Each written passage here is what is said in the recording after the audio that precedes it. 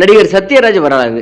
தமிழ் சினிமாவில் ஒரு குட்டி வில்லனாக தன்னுடைய வாழ்க்கையை தொடங்கி மெயின் வில்லனாக வளர்ந்து அதன் பின்னர் மிகப்பெரிய ஹீரோவாகி தற்பொழுது இந்தியா முழுவதும் ரொம்ப முக்கியமான குணச்சித்திர வேடங்களா சத்யராஜை கூப்பிடுங்க அப்படிங்கிற அளவுக்கு வளர்ந்து மாபெரும் நடிகராக ஒரு ஆலம்பரம் போல இருப்பவர் தான் சத்யராஜ் அவர்கள். இந்த நடிகர் சத்யராஜ் அவர்கள் யார், அவருடைய குடும்ப பின்னணி என்ன, இவர் எப்படி சினிமாவுக்குள்ள வந்தார், வந்ததும் அவ்வளோ ஈஸியா இந்த சினிமா வாய்ப்பு அவருக்கு கிடைச்சிருச்சா, ரொம்ப போராடி ஒவ்வொரு காலகட்டத்திலையும் அவர் நடித்திருக்கிற கதாபாத்திரங்கள்ல புதுமையான விஷயங்களை மேற்கொண்டு இவர் ஹீரோவாக மாறியிருக்கிறார். ஹீரோவாக இவருடைய கேரியர் சரியாக போகாத பொழுது தன்னுடைய நடிப்புல காமெடியை கலந்து ஒரு 10 ஆண்டு காலம் மறுபடியும் ஒரு பரபரப்பான ஹீரோவாக இருந்திருக்கிறார். அதற்கப்புறம் இவர் நடித்த எல்லா கேரக்டர்களும் ரொம்ப ரொம்ப முக்கியமான கேரக்டர்களாக அமைந்தது. நடிகர் சத்யராஜுடைய வாழ்க்கையில நிறைய சுவாரஸ்யமான பக்கங்கள் இருக்குது. அவை எல்லாவற்றையும் நம்ம பார்க்கலாம். இது RS ராஜா டாக்கீஸ்.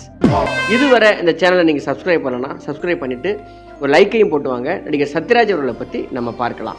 சத்யராஜ் அவர்கள் தமிழ்நாட்டில் இருக்கிற கோயம்புத்தூர்ல 1954 அக்டோபர் 3ஆம் தேதி பிறந்திருக்கிறார். இவங்க அப்பா பேரு சுப்பையா, இவங்க அம்மா பேரு நாதாம்பாள். இந்த தம்பதியருக்கு மூத்த மகனாக பிறந்தார். அவருக்கு பெற்றோரிட்ட பெயர் ரெங்கராஜ். மேலும் இவருக்கு 2 இளைய சகோதரிகளும் இருக்காங்க. தனது ஆரம்ப கால பள்ளி படிப்பை கோயம்புத்தூர்ல உள்ள செயின்ட் மேரிஸ் கான்வென்ட்ல தான் அவர் படிக்க ஆரம்பித்திருக்கிறார். தனது 10ஆம் வகுப்பு வரை கோவையில் உள்ள ராம்நகர் உயர்நிலைப் பள்ளியில் படித்த அவர் SSLC தேர்வுல வரலாறு மற்றும் பூகோள பாடங்கள்ல முதல் மதிப்பெண்கள் பெற்று தேர்ச்சி பெற்றிருக்கிறார். தனது பள்ளி படிப்பை வெற்றிகரமாக முடித்த அவர் இளநிலை கல்வி பெறுவதற்காக கோயம்புத்தூர் அரசு கலைக்கல்லூரியில் சேர்ந்திருக்கிறார். அங்கு அவர் தாவரவியல்ல இளங்கலை பட்டமும் பெற்றிருக்கிறார். பிரபல இயக்குனரும் நடிகருமான மணிவண்ணன் அவர்கள் PUC படிக்கும்போது அவரது சக மாணவனாக இருந்தார் அப்படிங்கிறது குறிப்பிடத்தக்க ஒரு விஷயம். இயக்குனர் மணிவண்ணன் அவர்கள் இறக்கும் வரைக்கும் நெருங்கிய நண்பராக இருந்து வந்த அவருடைய நட்பு அங்குதான் தொடங்கியது.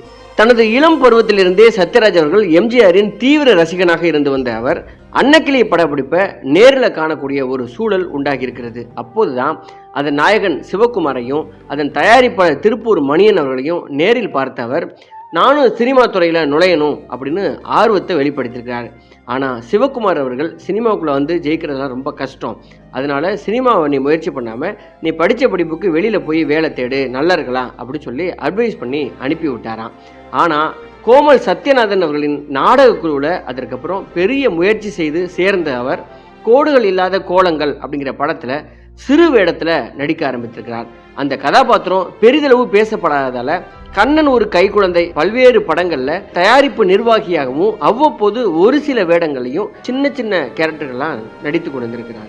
ரெங்கராஜ் என்ற இயற்பெயர் கொண்ட சத்யராஜ் அவர்கள் தனக்கு சத்யராஜ் அப்படின்னு பெயர் சூட்டி கொண்டது ரொம்ப சுவையான விஷயம். அந்த விஷயம் என்ன அப்படின்னா 1967ஆம் ஆண்டு துப்பாக்கி சூட்டினால தமிழக மக்களிடையே எம்ஜிஆர் மீது ஏற்பட்ட அனுதாப அலையால சட்டமன்ற தேர்தலில் திமுக பெரும் வெற்றி பெற்றிருக்கிறது.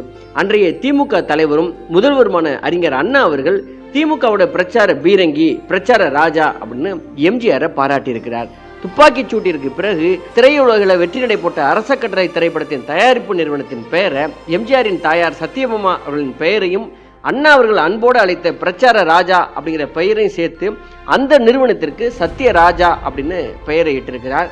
இதை ஒரு ரசிகராக பார்த்து கவனித்து வந்த ரெங்கராஜ் அவர்கள் தன்னுடைய பேரை சத்யராஜ் அப்படின்னு அதிலிருந்து எடுத்து தனக்கு வைத்து கொண்டார். இந்த பேரு மிகப்பெரிய அளவில் சினிமாவில் ஒர்க் அவுட் ஆக போகிறது அப்படிங்கிறது அன்னைக்கு சத்யராஜ் அவர்களுக்கு தெரிந்திருக்க வாய்ப்பு இல்லை. ஒரு தயாரிப்பு நிர்வாகியாக செயல்பட்டு கொண்டிருந்த சத்யராஜ் அவர்களுக்கு பிரபல இயக்குனரான TN பாலு அவர்கள் அவரது அடுத்த படமான சட்டம் என் கையில் என்ற படத்துல வில்லன் கதாபாத்திரத்தில் நடிப்பதற்காக ஒப்பந்தம் செய்திருக்கிறார். மக்களிடையே அவரது நடிப்பு வெகு விரைவாக சென்று சேர்ந்ததால அவர் தொடர்ந்து ஏணிப்படிகள், 3 முகம், பாயும் புலி, 100வது நாள், எனக்குள் ஒருவன், நான் மகான் அல்ல, சாவி, நான் சிகப்பு மனிதன், திறமை, முதல் மரியாதை, பகல் நிலவு, காக்கி சட்டை, பிள்ளை நிலா, விக்ரம், தர்மம், இரவு பூக்கள், மந்திர புன்னகை, மிஸ்டர் பாரத், முதல் வசந்தம், ரசிகன் ஒரு ரசிகை, விடிஞ்சா கல்யாணம் போன்ற திரைப்படங்கள்ல வில்லன் கதாபாத்திரங்கள்ல ஜொலிக்க ஆரம்பித்தார். வில்லன் கதாபாத்திரங்களை நடித்து வந்த சத்யராஜ பாரத ராஜா அவர்கள் அவரது அடுத்த படமான 1986ஆம் ஆண்டு கடலோர கவிதைகள் அப்படிங்கிற படத்துல கதாநாயகனாக வடிவமைத்தார்.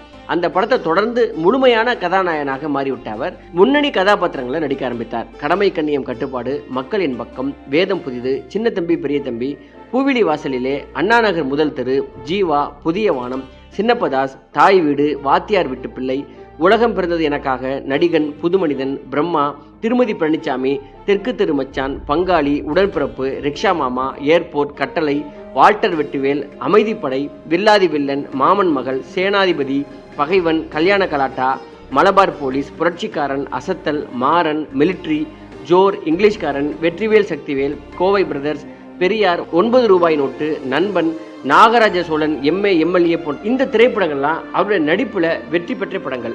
நடிகர் சத்யராஜ் அவர்கள் தன்னுடைய நக்கல், நையாண்டி, வில்லத்தனம், ஹீரோயிசம் அப்படின்னு ஒரு கமர்ஷியல் பேக்கேஜாக தமிழ் சினிமா ரசிகர்களை ஈர்த்து வந்தவர். தமிழ் சினிமாவின் தனித்துவமான நடிகர்கள் ஒருவராக வலம் வந்தவர். தான் நடிக்க 50 ஆண்டுகளாக தெலுங்கு, மலையாளம், தமிழ் என அனைத்து மொழிகளையும் ஏறக்குறைய 250 படங்களுக்கு மேற்பட்ட திரைப்படங்களில் சத்யராஜ் அவர்கள் நடித்திருக்கிறார். வில்லன், ஹீரோ, காமெடி, தயாரிப்பாளர், இயக்குனர் அப்படின்னு பன்முகத்தன்மையை தொடர்ந்து வெளிப்படுத்தி வந்து தனக்கென்று திரைத்துறையில அசைக்க முடியாத ஒரு இடத்தை பிடித்தார். பொதுவா தமிழ் சினிமாவில் வில்லன் கதாபாத்திரங்கள் அப்படின்னாவே நம்பியார் தான் எல்லாருக்குமே நினைவுக்கு வருவார். அதற்கு அப்புறமாக ரொம்ப ஸ்பெஷலாக நடிகர் ரகுவரன் அவர்கள் அந்த வரிசையில் வந்தாங்க.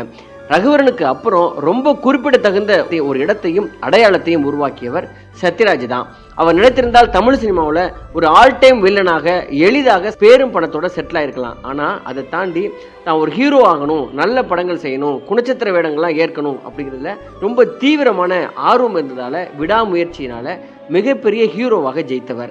ஆரம்ப காலகட்டத்தில் தொடர்ச்சியாக சின்ன சின்ன கதாபாத்திரங்களை நடித்து வந்த சத்யராஜுக்கு சிவாஜி கணேசன், பிரபு, மோகன், விஜயகாந்த் முதலிய நடிகர்களின் படத்துல வில்லனாக நடித்து ஒரு வாய்ப்பு கிடைக்க ஆரம்பித்தது. அதுக்கப்புறம் சத்யராஜின் திறமையை அடையாளம் காட்ட வாய்ப்பளித்தார் அவரது கல்லூரி நண்பரான இயக்குனர் மணிவண்ணன் அவர்கள்.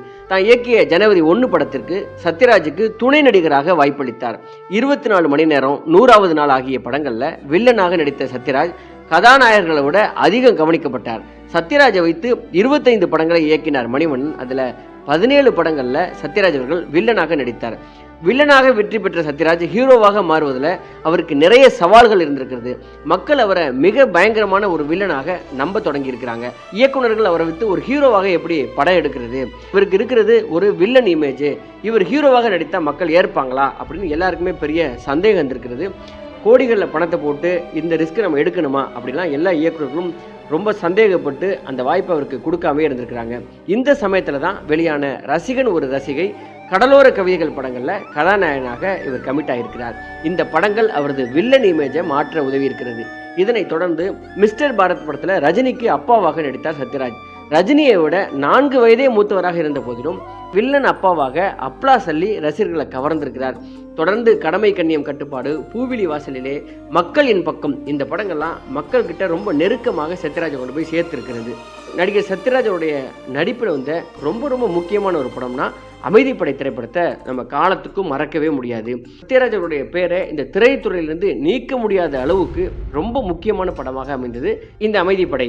வில்லத்தனத்தாலும் அரசியல்வாதிகளின் வளர்ச்சியை கேலி செய்து திரையில பிரதிபலித்த சத்யராஜ் படம் வெளியாகி ஏறக்குறைய 35 ஆண்டுகள் ஆகியும் இந்த கேரக்டர்ல இன்றைக்கு வரைக்கும் ரசிக்கப்பட்டு கொண்டாடப்பட்டு வருகிறார். எல்லா காலகட்டத்திலும் அரசியல்வாதிகளை கிண்டல் பண்ணுவதற்கு இந்த அமாவாசை கேரக்டரோட ஒப்பிடும் அளவுக்கு இந்த படம் சூப்பர் ஹிட் அடித்தது.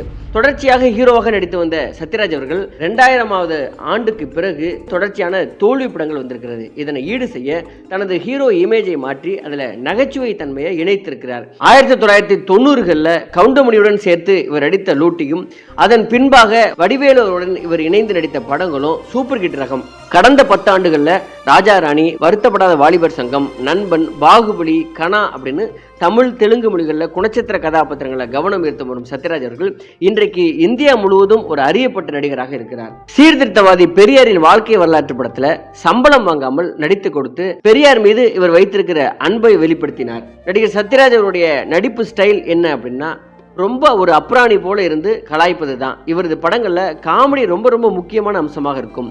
1990களில் இவர் நடித்த பெரும்பாலான படங்கள்ல நடிகர் கவுண்டமணியுடன் சேர்ந்து நடித்த ஒவ்வொரு காமெடி காட்சிகளும் ரொம்ப ரொம்ப சிரிக்க வைக்கக்கூடிய ரகம். அதே போல 2000ற்கு பின்பகுதியில் வடிவேலுடன் இணைந்து நடித்த காமெடி காட்சிகள் இன்றைக்கு வரைக்கும் மீம்ஸுகளாகவும் உலா வரக்கூடிய வகை. சத்யராஜ் அவர்களை இந்த காலகட்டத்தில் இருக்கிற தலைமுறையினருக்கு கொண்டு போய் சேர்த்த படம் அப்படின்னா அது பாகுபலி 1, பாகுபலி 2ல் அவர் நடித்த கட்டப்பா அந்த கேரக்டர் தான். வருத்தப்படாத வாலிபர் சங்கம் படமும் இவர் திரை வாழ்க்கையில ரொம்ப ரொம்ப முக்கியமான ஒரு படமாக அமைந்தது. சத்யராஜ் அவர்கள் 1979ஆம் ஆண்டு மகேஸ்வரி அப்படிங்கிறவரை திருமணம் செய்து கொண்டார்.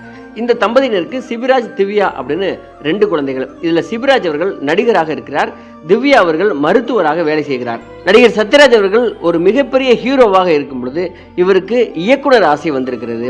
ஒரு தயாரிப்பாளராகவும் இறங்கி இந்த சினிமாவில் நம்ம எல்லா துறையிலையும் ஜெயிக்கணும் அப்படின்னு சொல்லி அவருக்கு ஒரு எண்ணம் இருந்திருக்கிறது.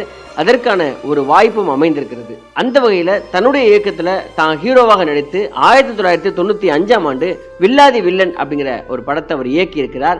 இதில் இயக்குனர், எழுத்தாளர், நடிகர் அப்படின்னு முழு அர்ப்பணிப்பையும் கொடுத்திருக்கிறார். இந்த வில்லாதி வில்லன் படத்தில் சத்யராஜ் அவர்கள் 3 கதாபாத்திரங்களை நடித்து மாபெரும் வெற்றியையும் பெற்றிருக்கிறார்.